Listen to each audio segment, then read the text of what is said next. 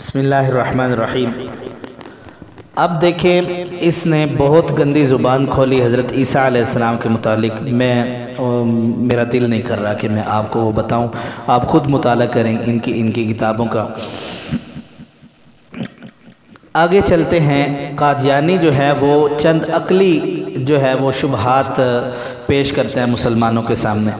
جیسے کل ہمارے مذاکرہ گروپ کے اندر ہماری ایک بہن جو ہے وہ میری وائف بتا رہی تھی کہ وہ کوئی بات کر رہے تھے کہ کسی نے کالج میں ان کا یعنی کوئی قادیانی لڑکا تھا، کوئی پتہ نہیں، واللہ عالم، مجھے صحیح بات کا پتہ نہیں۔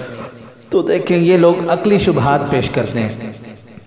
قادیانی جماعت جو ہے وہ رفع اور نزول عیسیٰ علیہ السلام کے عقیدے پر جہاں قرآن اور حدیث کے دلائل پر شبہات پیش کرتے ہیں، وہاں چند یعنی عقلی اشکالات پیش کر کے عوام الناس کو گمراہ کرنے کی کوشش کرتے ہیں۔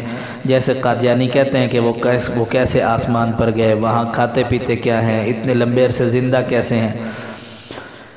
ایسے تمام تر اعتراضات کی بنیادی وجہ اسلامی عقائد کی تفصیلات سے ناواقفیت اور جہالت ہے، اور اللہ کی قدرت پر یقین نہ کرنا، حضرت عیسیٰ علیہ السلام کو عام انسانوں پر جو ہے وہ قیاس کرنا۔ قادیانی شبہات کے جواب سے پہلے آپ بطور تمہید یہ بات سمجھ لیں، اس دنیا میں جتنی چیزیں ہیں اور جس قدر حالات اور واقعات پیش آتے ہیں، ان کی دو قسمیں ہیں۔ نمبر 1 معمولات، نمبر 2 غیر معمولات۔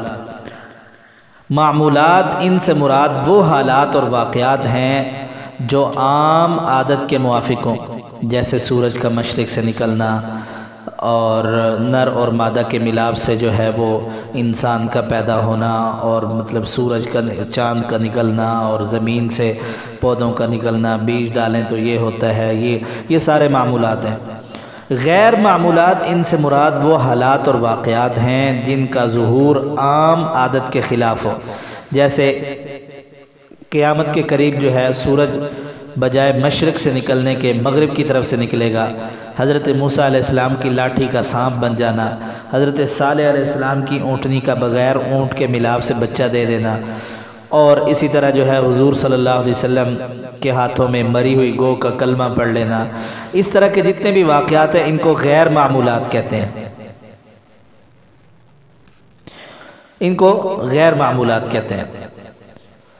اب اصول یہ ہے کہ معمولات کو غیر معمولات پر قیاس نہیں کر سکتے، معمولات کا غیر معمولات کے ساتھ کوئی تعلق نہیں ہوتا۔ جیسے کوئی شخص کہے کہ میں نہیں مانتا کہ لاٹھی سانپ بن سکتی ہے، اگر ایسا ہے تو تم بھی لاٹھی پھینک کر اسے سانپ بنا کر دکھاؤ۔ ایسے اعتراض کرنے والے کو کہا جائے گا کہ لاٹھی کا سانپ بننا یہ غیر معمول ہے، جبکہ معمول میں تو سانپ انڈوں سے نکلتا ہے، اور غیر معمول کو معمول پر قیاس کرنے سے نتیجہ غلط ہی نکلتا ہے۔ اب سنیں جی، قادیانیوں کا جو ہے وہ حضرت عیسیٰ علیہ السلام کے رفع اور نزول کے عقیدے پر منطقی اور عقلی جو ہے اعتراضات کرنا اسی وجہ سے ہے کہ وہ حضرت عیسیٰ علیہ السلام کو عام انسانوں پر قیاس کرتے ہیں، حالانکہ حضرت عیسیٰ علیہ السلام کی پیدائش غیر معمول ہے۔ دیکھیں، عام حالات میں تو بچہ باپ کی وجہ سے پیدا ہوتا ہے، یعنی ماں باپ دونوں کی وجہ سے پیدا ہوتا ہے، جبکہ حضرت عیسیٰ علیہ السلام بغیر باپ کے پیدا ہوئے۔ اور بچہ جو ہے وہ جب پیدا ہوتا ہے تو وہ 6 سال 4-5 سال یا 1.5 سال 2 سال جو ہے بچہ جو ہے وہ گفتگو نہیں کرتا، صاف واضح گفتگو نہیں کرتا، تو حضرت عیسیٰ علیہ السلام ماں کی گود میں کلام کر رہے ہیں، یہ سب غیر معمولات ہیں۔ اور عام طور پر انبیاء کو نبوت 40 سال کے بعد ملتی ہے، اور حضرت عیسیٰ علیہ السلام کا ماں کی گود کے اندر ہی جو ہے نبوت کا اعلان کرنا، یہ جو ہے پھر طرز زندگی غیر معمول، اس طرح سے آپ کی ہجرت بھی غیر معمول ہے۔ الغرض حضرت عیسیٰ علیہ السلام کی ساری زندگی غیر معمول ہے، اس لیے حضرت عیسیٰ علیہ السلام کو عام انسانوں پر قیاس نہیں کیا جا سکتا، ورنہ اسلامی عقیدے پر بہت زیادہ جو ہے وہ شبہات اور اشکالات آئیں گے، جس سے انسان کا ایمان جو ہے وہ ختم ہو جائے گا۔ اور باقی رہی دوسری بات کہ ان عقلی شبہات کی دوسری وجہ کیا ہے؟ اللہ کی قدرت کاملہ پر یقین نہ رکھنا۔ اللہ سب کچھ کرنے والی ذات ہے. جب یہ کچھ بندے کے ذہن میں آ جاتا ہے تو اس وقت انسان جو ہے بہت سارے اشکالات سے بچ سکتا ہے. اب چلتے ہیں جی چند مرزائیوں کے چند اشکالات اور ان کے جوابات میں عرض کر دیتا ہوں. باقی جس کو جو مسئلہ پیش آئے وہ ہمارے جامعہ کے ساتھ منسلک رہے، انشاءاللہ ان کے اشکالات کا جواب دیا جاتا رہے گا. پہلا اعتراض یہ کہ قادیانی کہتے ہیں کہ حضرت عیسیٰ علیہ السلام زندہ آسمان پر کیسے چلے گئے جبکہ درمیان میں خلا ہے، آگ اور برف کے کرے ہیں، اور پھر اتنے لمبے عرصے تک زندہ رہنا بھی عقل میں نہیں آتا. جواب: حضرت آدم علیہ السلام بھی تو جنت سے زمین پر اسی جسم کے ساتھ تشریف لائے تھے. آپ صلی اللہ علیہ وسلم بھی تو معراج پر گئے تھے. بنی اسرائیل کے لیے آسمان سے سجے سجائے دسترخوان بھی تو نازل کیے گئے. آج ایک عام انسان بھی تو ہوا میں سفر کر رہا ہے. جب ایک عام انسان اسباب اختیار کر کے خلاؤں میں اور ہواؤں میں گھوم سکتا ہے تو کیا وہ ذات جس نے سارے اسباب پیدا کیے ہیں، مسبب الاسباب ذات، کسی کو بغیر اسباب کے آسمان پر نہیں لے جا سکتی؟ کیا حضرت آدم اور نوح علیہ السلام کو 1000 سال سے زائد عمر کا ملنا آج کل کی عقل میں آتا ہے؟ پہلی قوموں کے 50-50 ہاتھ لمبے قد ہوتے تھے اور سینکڑوں سال عمر ہوتی تھی. کیا یہ سب عقل میں آتا ہے؟ کیا ابراہیم علیہ السلام کے لیے آگ کا ٹھنڈا ہو جانا، حضرت یونس علیہ السلام کا مچھلی کے پیٹ میں زندہ رہنا، حضرت عیسیٰ علیہ السلام کا بغیر باپ کے پیدا ہونا، صالح علیہ السلام کی اونٹنی کا پہاڑ سے نکل کر بچہ دے دینا اور دیگر انبیاء کے معجزات یہ عقل میں آتے ہیں؟ کیا انسان کی پیدائش کا یہ عمل عقل میں آتا ہے؟ کیا مرنے کے بعد دوبارہ زندہ ہونے کا جو یعنی پروسیجر ہے وہ عقل میں آتا ہے؟ جب ان سب باتوں کو باوجود عقل میں نہ آنے کے ہم جانتے بھی ہیں، مانتے بھی ہیں، تو پھر عیسیٰ علیہ السلام کے رفع اور نزول کا انکار کیوں کرتے ہیں؟ پھر ہمارا قادیانیوں سے ہم الٹا سوال کریں گے کہ یہ آگ اور برف کا کرہ کس نے بنایا، اور کیا اس ذات کے لیے آگ اور برف کی تاثیر ختم کر دینا ناممکن ہے؟ یقیناً جو ذات ان کو بنانے والی ہے وہی ذات عیسیٰ کو بھی لے جانے والی ہے، اور اس کی طاقت اور قدرت اور حکم کے سامنے کسی کرے درے کی کوئی مجال نہیں ہے. وہ سب کچھ کرنے والی ذات ہے. ان اللہ علی کل شیء قدیر، وہ ہر چیز پر قدرت رکھنے والی ذات ہے. دوسرا اعتراض، حضرت عیسیٰ علیہ السلام انسان تھے اور انسان کی خوراک یا انسان کا خوراک کے بغیر زندہ رہنا یہ تو مشکل ہے، محال ہے. تو اگر عیسیٰ علیہ السلام آسمان پر ہیں تو وہاں کیا کھاتے ہیں؟ جواب یہ ہے، ارے قادیانیوں، مرزائیوں، عیسیٰ علیہ السلام تو اللہ کے مہمان ہیں. ان کے کھانے کی فکر مرزائیوں کے ذمہ نہیں ہے، وہ اللہ کے ذمہ ہے. تمہیں فکر کرنے کی کیا ضرورت ہے؟ کیا کسی کو بغیر کھلائے پلائے زندہ رکھنا اللہ کی قدرت کاملہ سے باہر ہے؟ کیا اللہ تعالیٰ نے اصحاب کہف کو 300 سے زائد سال بغیر کھلائے پلائے زندہ نہیں رکھا؟ کیا حضرت عیسیٰ علیہ السلام 100 سال بغیر کھائے پیے زندہ نہیں رہے؟ حدیث شریف کے مطابق دجال کا نکلنا اس وقت جو ہے 3 سال کے لیے قحط پڑے گا. تو مومنین کی خوراک وہی ہوگی جو آسمان والوں کی ہے، یعنی تسبیح اور تقدیس ہوگی.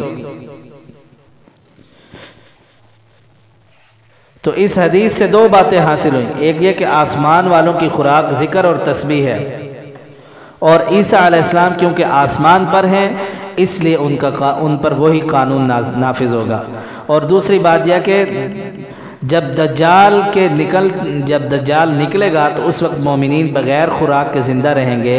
تو جو رب مومنین کو بغیر خوراک کے زندہ رکھ سکتا ہے، کیا وہ عیسیٰ علیہ السلام کو بغیر خوراک کے زندہ رکھنے پر قادر نہیں؟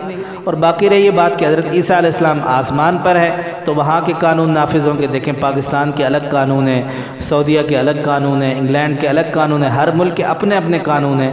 جو آدمی جس جگہ رہتا ہے وہاں کے قانون کو فالو کرتا ہے. تو اس لیے حضرت عیسیٰ علیہ السلام چونکہ آسمانوں میں رہتے ہیں تو وہاں کے قوانین کو فالو کرتے ہیں. جو خوراک ان کی ہوگی وہی خوراک حضرت عیسیٰ علیہ السلام کی ہے. تیسرا اعتراض یہ ہے کہ قادیانی اعتراض کرتے ہیں کہ حضرت عیسیٰ علیہ السلام کو آسمانوں پر زندہ ماننا اور آپ صلی اللہ علیہ وسلم کو اپنے روضے میں یعنی زیر زمین کے نیچے جو ہے وہ زندہ ماننا، یہ آپ صلی اللہ علیہ وسلم کی توہین ہے۔ اس طرح کر کے ہمارے عقل کو جو ہے وہ خراب کرتے ہیں، ہمارے عقائد کو خراب کرتے ہیں۔ دیکھو جی حضرت آپ صلی اللہ علیہ وسلم تو جو ہے سب سے افضل ہے، تو جو سب سے افضل ہے وہ تو زمین کے نیچے دفن ہے، اور جو حضور صلی اللہ علیہ وسلم سے درجے میں کم ہے یعنی حضرت عیسیٰ علیہ السلام، ان کو اللہ نے آسمانوں پر اٹھا لیا۔ یہ کیسی بات ہے، یہ کیسا عقیدہ ہے؟ اس سے تو حضرت عیسیٰ علیہ السلام کی فضیلت ثابت ہو رہی ہے، تو اس کا جواب بھی آپ سمجھیے۔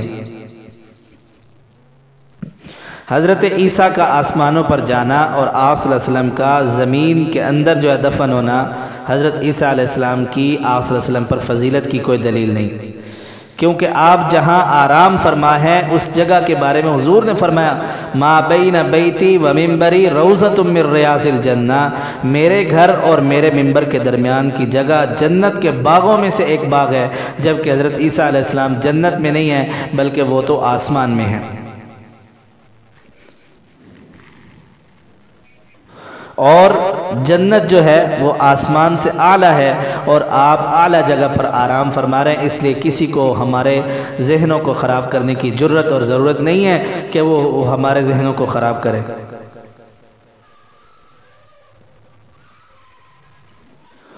اور دوسرا جواب ہم یہ دیں گے کہ فرشتے آسمانوں میں رہتے ہیں اور انبیاء کرام علیہ الصلوۃ والتسلیم زمین میں دفن ہیں، تو کیا اس سے فرشتوں کو انبیاء پر فضیلت حاصل ہوگی؟ اسی طرح پرندے ہواؤں میں اڑتے ہیں، جبکہ انسان سمیت انبیاء، اولیاء، اتقیاء اور جتنے بھی نیک لوگ ہیں وہ زمین کے اندر دفن ہیں، تو کیا پرندے انسانوں سے اور انبیاء سے اور اولیاء سے اعلیٰ ہو گئے؟ اگر کوئی شاگرد اپنا گھر بناتا ہے اوپر والی، جیسے آج کل مدارس کے اندر ہے شاگردوں کا دارالاقامہ جو ہے وہ اوپر والی منزل پہ بنایا جاتا ہے اور استادوں کے گھر جو ہے وہ نیچے والی منزل میں ہوتے ہیں، تو کیا کہیں گے کہ شاگرد استادوں سے اعلیٰ ہو گئے ہیں؟ اگر اسی اصول کو لیں تو پھر ہم مرزائیوں سے کہتے ہیں او مرزائیوں، تمہارے اصول کے مطابق کہ جو اوپر ہوتا ہے وہ افضل ہوتا ہے اور جو نیچے ہوتا ہے وہ گھٹیا ہوتا ہے، مرزائیوں ہم تم سے سوال کرتے ہیں کہ جس زمین میں یہ مرزا لعین دفن ہے اس زمین کے اوپر کتے، خنزیر، گدھے اور بلی اور چوہے اور سانپ اور ہر طرح کے جانور وہ اوپر گھوم رہے ہیں، تو قادیانیوں یہ بتاؤ کہ یہ سب جانور قادیانی جو ہے یعنی قادیان کی زمین کے اوپر ہونے کی وجہ سے مرزا کان دجال سے افضل ہیں؟ ہاں واقعتاً یہ افضل ہیں، اس لیے کہ ان جانوروں نے حضور کی ختم نبوت پر ڈاکہ نہیں مارا۔ یہ قادیانی ایسا لعین تھا، اس نے حضور صلی اللہ علیہ وسلم کی ختم نبوت پر ڈاکہ مارا۔ اس لیے یہ بات ذہن نشین فرما لیں۔ کچھ ہمارے قادیانیوں سے سوال ہیں، وہ انشاءاللہ کل کے سبق میں آئیں گے۔ قادیانیوں سے ہمارے چند سوالات ہوں گے، اور رہتی دنیا تک جب تک یہ قادیانی موجود ہیں تب تک یہ ہمارے ان سوالوں کا جواب کبھی بھی نہیں دے سکتے، کبھی بھی نہیں دے سکتے۔ باقی انشاءاللہ کل کے سبق میں یہ چند سوالات کریں گے اور امام مہدی اور فتنہ قادیانیت کے متعلق تھوڑی سی گفتگو کریں گے۔ کل 9واں سبق ہوگا ہمارا، اور اس کے بعد 10واں سبق ہوگا جس کے اندر ہم انشاءاللہ العزیز جو ہے حدیث کی حجت کے بارے میں بات کریں گے، اور ساتھ ساتھ یہ بتائیں کہ قادیانی خود کو مسلمان کیوں کہتے ہیں، ان کی پہچان کیا ہے، اور باقی انشاءاللہ ساری باتیں انشاءاللہ کریں گے۔ اللہ تعالی ہم سب کو عمل کرنے کی توفیق نصیب فرمائے۔ وآخر دعوانا الحمدللہ رب العالمین۔